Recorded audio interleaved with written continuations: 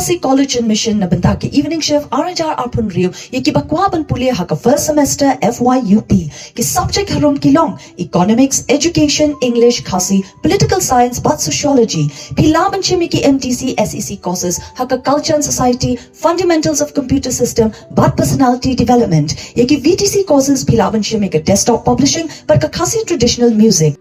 Hakani ka kenting jo udus nang arajar akon ria kaseng Khasi college ka belong ka way na kini ki shlem puli hakani ka sor bahasa no na lor bakala don lupa ya kani ka morning shift na tai ka day shift kan play ru saya kani ka evening shift ka jing play ya kani ka evening shift kat kum ka jing ya jung pon ye I ka ki don kini ki khna ki barat rei kum juru ki babla ki ba ka syam dala di tadi kanang ba ki yo na ban pendat ba kan yo kani ka degree ka jong sa ka way ba ka masuk ternak kalong ba ka sen Khasi college mutahi snam araja ri ka yen rang ba wat ban pli ya ka 4 year degree honors mo ya kan 4 year degree honors kata ka 7 ba ka 8 semester kan bahang ni nin tang ka tu kat ni kini ki honors paper kum ka economics nata ka education ka English nata ka history ka Khasi ka philosophy ka political science mat ka sociology ni pian so ha ye ki kana ba idap da ka jing kaben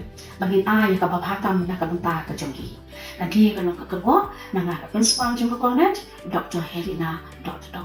Kuble. Hello, I am a 6th semester student of St. Khasi College, and in this college we are offering desktop publishing DTP as a vocational training course. We have DTP in 3 semesters, that is in 3rd, 4th and 6th semester. We get to learn MS Office, Photoshop, PageMaker and CorelDRAW during our course. These courses have helped us students have technical skills like graphic designing, editing, poster making. I am proud to be a student of St. Khasi College from the Department of Education. Our college is a place where students learn, grow and achieve their dreams.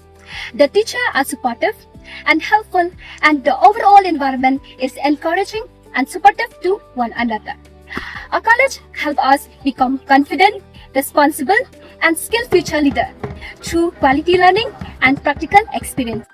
If you are looking for a college with caring teachers, a friendly atmosphere and quality education, we warmly welcome you to join our college. Banta ka 4th year degree with honors 7 and 8th semester. Ki application form pilaban yo na ka college office counter number 1 hadir pala ika nehu FYUP 6th semester result arajar apun rio. Ki students na ki wiki colleges pa affiliate baka nehuru ki laban wan apply na banta ka ni ka admission. Pantip kamna let me support St. Khasi College Wiking Jayao.